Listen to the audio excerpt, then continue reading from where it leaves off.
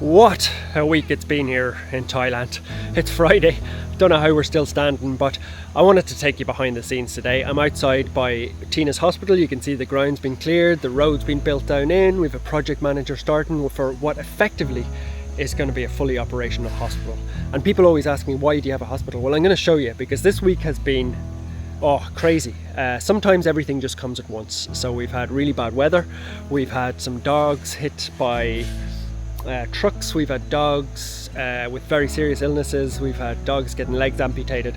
We've had a fair share of crazy dog situations, but as I stand here Friday afternoon, they're all alive and all well, and it's all good news. So I'm going to take you around and show you some of the sick dogs that we've been treating here at Happy Doggo Land, but I just can't wait for the day that we have the hospital there.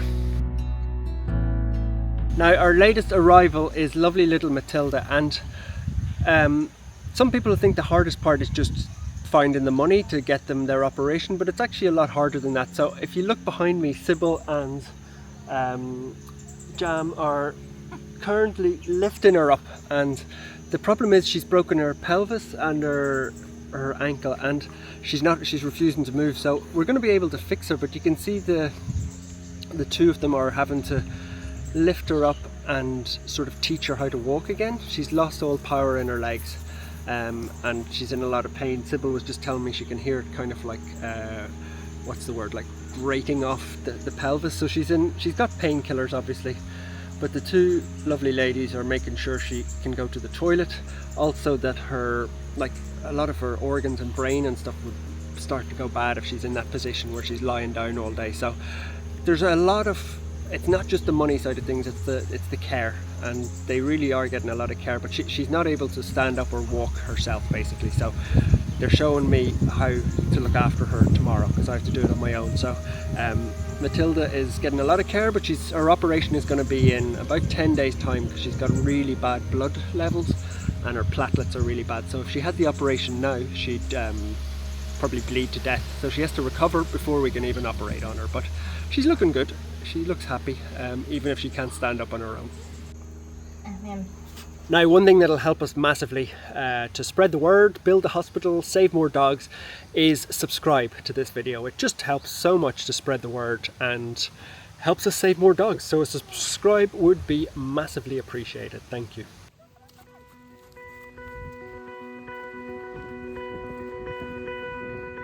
Now, we've come in to see Leo, who yesterday got his leg amputated. He's actually doing really well.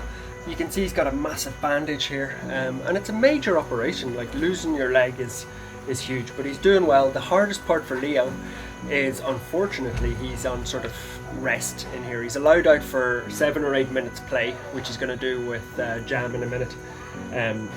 But his stitches could be at danger of rupturing, and he's just had his leg amputated, so he wants to get going, but we have to rest him. So yesterday, when we had the emergency cases of Olivia and Matilda coming in, we also had Leo in getting his leg amputated. So it's all action, but we're hopeful it's a good outcome for him. I mean, he's very healthy.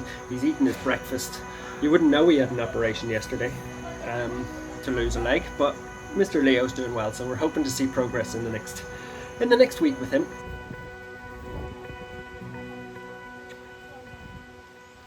Now, out here with Big Larry, who is still a mystery. He's the one that we can't figure out.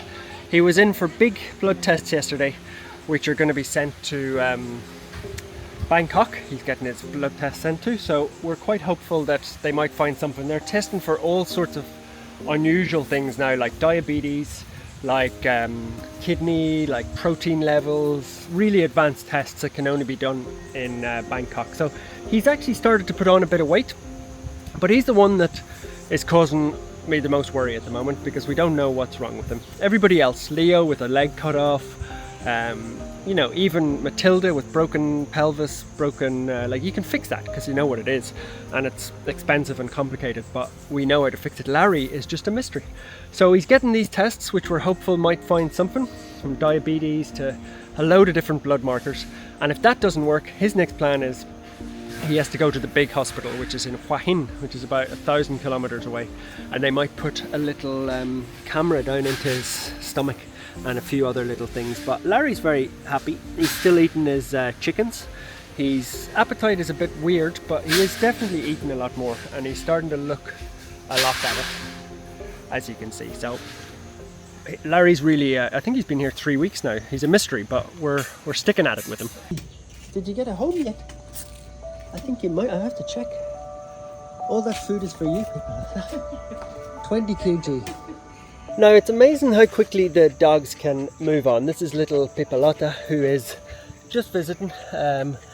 But she was found by Sybil about a month ago, maybe 6 weeks ago, and she was as good as dead. She was given a whack on her head. She had, we think by somebody, to be honest. We don't think by a car, and she had brain damage. But Sybil built her back up, and she's now in another container over there.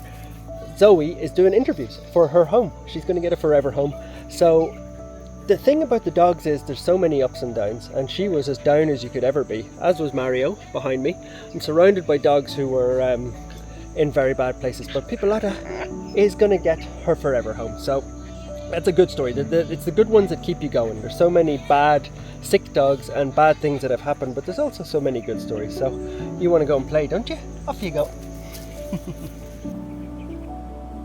Now it's very, very hard, I would say, emotionally, mentally, to keep up with the dogs that are so sick and so on the, between life and death, really. But there's one place you can always come where the dogs are sure to cheer you up, and that's the soft gang. These are dogs that have all been fixed, like Butterscotch. Snickers is jumping up on me here in front of me. Who else have I got? I've got little Candy down beside me. Like, you nearly forget these dogs were sick in the first place. Candy only has 3 legs. Marshmallow was pulled out of as a puppy out of a little steel place in the jungle. So they've had really hard lives, but they just can't get enough attention. So this is a good place to come when there's so much stress and so many sick dogs. These dogs were sick themselves only a month ago, but they're all as healthy as can be. So it's a nice balance around Happy Doggo Land. You have dogs that are recovered, dogs that are sick, dogs that are playing. You just have to come in here if you need cheering up. Snickers will see you right in 2 seconds, won't you, Snickers? Look at that. Look at that. Now, when it gets busy, the sort of all rules go out the window, and we have dogs. Dogs everywhere, basically. This is little Olivia, and she came in. Long story, but her owner died, from what we could gather, maybe 6 months ago, and then she's living on the streets. She was kind of a street dog already, but she had an owner, and some locals have kind of been feeding her, but she now has what we believe is vestibular syndrome, which is a neurological issue as far as I know, and she's been looked after in here by Sybil and Jam, and she's doing a bit better today. Originally we didn't have high hopes for her, but it's really hour by hour, and the most important thing is she's older. She's about 13 years old, but she's been at the vets. She's got a drip, she is on pain relief medicine, and she's very, very cozy. I mean, getting her out of the rain was really, really important. So she is looking a lot better, even though she's sleeping at the moment, and it's really hour by hour. Basically, Sybil is going to take her home because she needs 24-hour care. So Sybil's going to take her into her own house and keep an eye on her, and we're hopeful. If she, that she's old and she might not make it, but if she doesn't make it, she's absolutely in the best place. So Sybil's sort of rationale was, let's give her 3-4 days with the best care, best medicines, and see how she responds. And even though she responded badly at the start, she's now had a very good morning, and she's starting to come around a little bit. So we're a little bit hopeful for Olivia now, but really hour by hour stress. Now, you probably get a sense from watching this video, hopefully, of how logistically challenging everything is. The biggest challenge we have really is transport, going back and forward from the vets in the rain. Different vets do different things. Not all of them have x-ray machines, not all of them can do specialized surgeries. Some of the, like Larry's operation, or checks, should I say, I wish it was an operation, that we knew what was wrong with him, but Larry's checks are going to have to probably be done in that hospital 1,000 kilometers away. So even just getting them there, that's an expensive thing to do. So obviously we'll always find the money for these dogs. I think the total cost this week, I'm scared to kind of add it up. I need to talk to Lindsay and Jang about the medical costs this week, but I think bought a like piece of paper in my head calculation. I think we're about $3,000-4,000 on medical bills this week, which is a lot, but it's the one thing that you don't mind spending money on because it's saving dogs' lives, literally. So yeah, expensive, tricky logistically, but all the dogs are alive and all the dogs have got a better chance. And if it wasn't for us or other people like us, we're not the only ones who do it, other people like us, if it wasn't for people helping dogs, those dogs would be lying in the rain like little oh